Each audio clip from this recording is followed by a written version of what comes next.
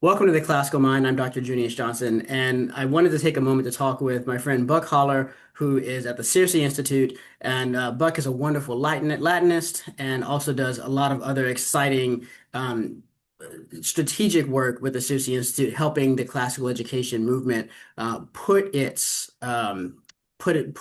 philosophy on the ground in schools in concrete settings. The reason I'm talking with Buck today is because Buck has been working on and has completed this curriculum with CiRCE that I think is very exciting, and I think is something that you listeners would like to know more about. So we've invited Buck to tell us a little bit about it and help us to understand a bit of the rationale that went into it. So, Buck, first of all, what is this writing curriculum?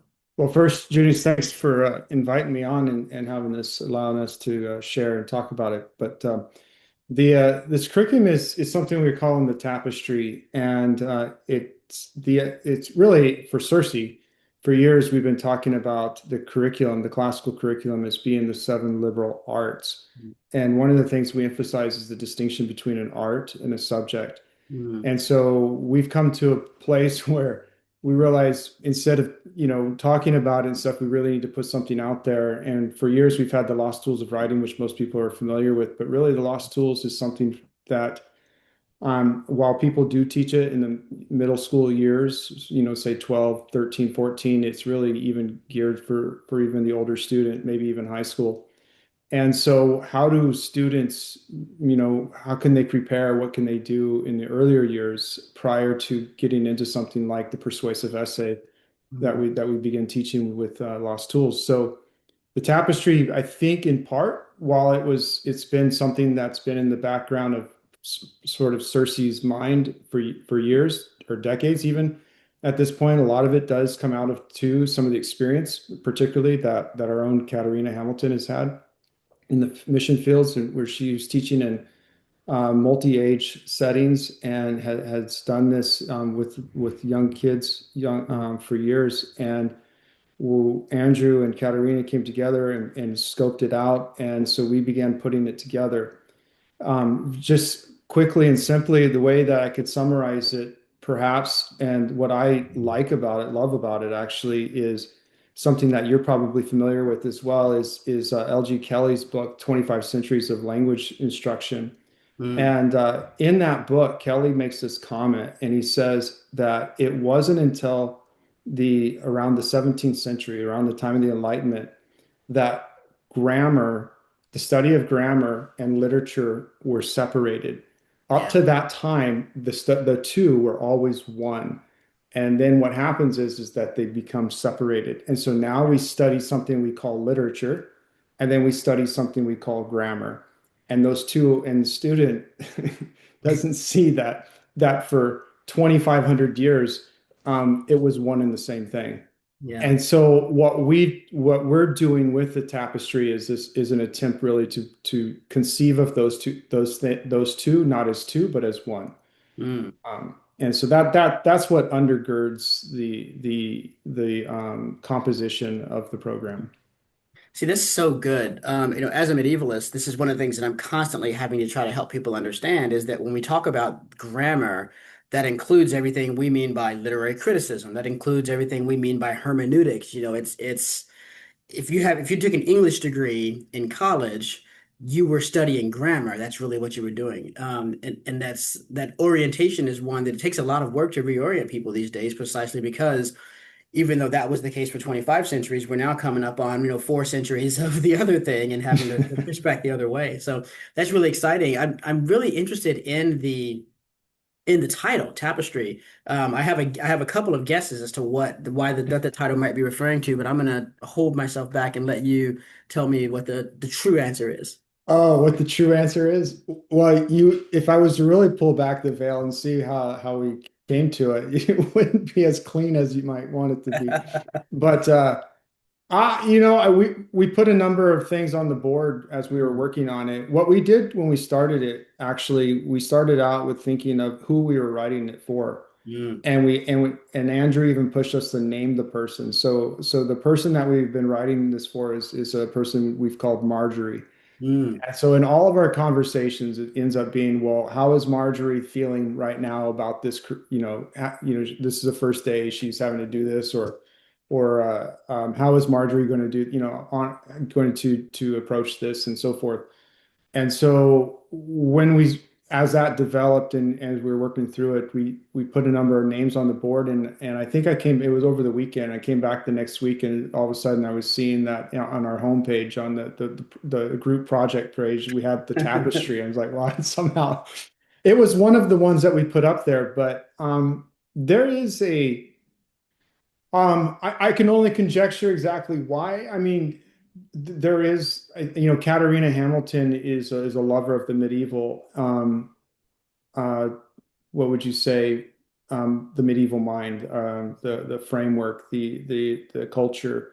Hmm. And so I think if you look at some of our materials, that you'll see that tone kind Mm. of bleed through much of what we do. So that might have been part of it. Think of a medieval tapestry, right? Hmm. As this text, well, which is interesting because it's a fabric which, like, Yes. that's on a wall, but it's also woven to all these threads, weaves a story, right? It's Yeah. a history. Textus. Yeah. Text. Oh, yeah, that's great. Yeah.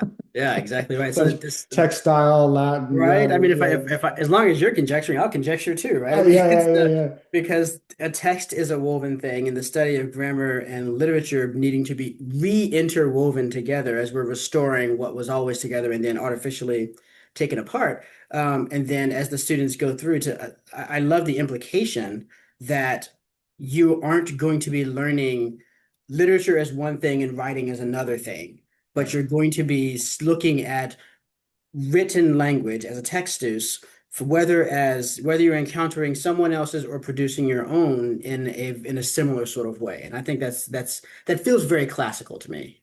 Yeah. Yeah, I like that very much. Yeah. Um, So, one of the things that people who listen to this podcast, we talk about books. And every month we got a new great book that we're talking about, and it's pretty fun to get to talk about these things. And Father Wesley and I get to banter and share our theories and that kind of a thing. So I take it for granted that the kind of folks that are hearing us talk right now, they love books, and they love the stories. They love book culture. They love reading books that other people have been reading for centuries and millennia and becoming part of that larger conversation. So for a person like that, why would this be an exciting or an appropriate curriculum to look at? Will it connect to that culture of loving books and loving being part of this long history of reading these great books? yes. I'm gonna have to try to keep from straying too far into Latin here, but one of my, and I'm sure you're with me and agree on this too, but one of my, I guess you might say, interest in language in teaching in particular is that when we think about what it is, Hmm. it's ultimately fundamentally words and context, and language is context. And so Yeah. what happened, and the reason why I mentioned that split at the beginning that Kelly references is because so much of our instruction, and I'm not talking about foreign language, I mean, even in English, just teaching English grammar is stripped of context. And Yeah. so, I mean, I remember growing up using Warner's grammar, right? I mean, and so I even remember the title and the little lines that zigzagged across the front of the cover. But but it's always like sentences, and Yeah. it's these random sentences that you practice, a rule or a skill, if you will, um, in order to study the grammar that you're being taught. And the tragedy, I mean, it's great, I guess, if in terms of you're working, focusing, narrowing in on one particular aspect of grammar. But again, it's out of context. And what happens is that as soon as we don't have that experience with language. Our experience with language, like what we're doing right now, is a conversation. And Yeah. all of this conversation is embedded within a context. When we read a book, when we read a text, when we read a great story, it's within a context. Hmm. And so Paul Abelson, he wrote a book, The Seven Liberal Arts in the Middle Ages, and it's a fantastic book. And he opens it up with the study of grammar, and he says grammar was the study of literature. Yeah. And so immediately from the start, its context. And what was the number one text that was used throughout the Middle Ages? Ultimately, where after the student had learned, well, prior to even going to the grammaticus, prior to even going to the grammar teacher, the student had already memorized, he said, um, Latin psalms, prayers, and stories before they even went to the grammaticus. And so they already had the taste of the language in them. They already knew the sounds, they knew the Mhm. shape of the words, and then they would go to study the elements of grammar, but they did that through the authors. Yeah. And the number one author, and it always started with poetry because Mhm. poetry was the flower of the language, right? Mhm. If you will. And the number one poet was Virgil. So Yeah. so they're using text. And so that's what we've tried to do, right? So what our focus has been is on particularly on the exercises of dictation, Mhm. narration, and copy work, and grammar is a secondary element to it. It's the Mhm. primary element is are the exercises of dictation, narration, and copy. Mhm. But secondary to that is a grammar discussion. But those grammar discussions are always encased within the context of the story that we're working on. So we Mhm. don't work on sentences, we work on full text. So we're working on fables. We have fairy tales like Rumpelstiltskin, Mhm. or I used a number of Arthurians, well, particularly the part of the sword and the stone Mhm. story and scripture. Mhm. So we're using full full text of stories, or excerpts, or rather, but a complete excerpt. And Yeah. so that our discussions of the grammar are not embedded. It's not um, a leveled approach, but if we're going to talk about nouns or whatever, we're going to talk about nouns from real sentences, from real stories that the students have been working on through these exercises. Well, I love that idea because then it means that as the student is encountering grammar as an intentional study for the first time, they're encountering it as something that naturally arises out of and then gives them tools for interpreting the types of stories that they already have a natural attraction to. And so you don't have to make the subsequent argument, why study grammar? Because it kind of becomes prima facie evident that, well, this Rumpelstiltskin's making me ask grammatical questions. And when I answer Right. those questions well, I get insight into other layers of that story. Yeah, excellent. I mean, precisely. I mean, one of the elements of language, of acquiring a language, is that it's through compelling stories, stories that are interesting.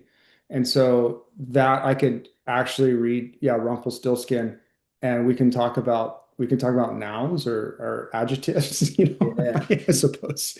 Yeah, I could.